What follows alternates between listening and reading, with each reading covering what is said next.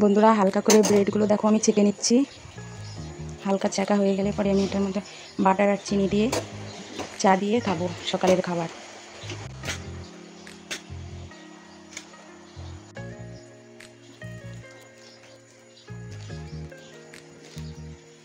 কার কার চা দিয়ে ব্রেড খেতে ভালো লাগে বলো? আমার তো খুব ভালো লাগে।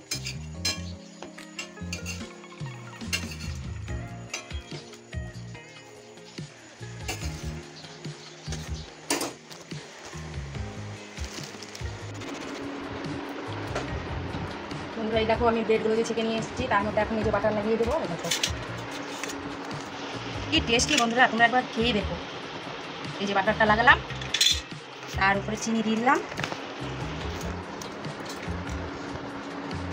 দেখো আমি দু সাইডেই আমি লাগিয়ে দিলাম। এই দেখো এরকম হবে।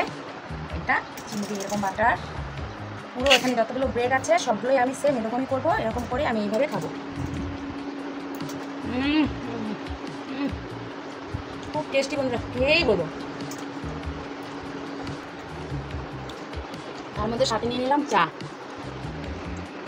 আমার একদম ফেভারিট খাওয়া।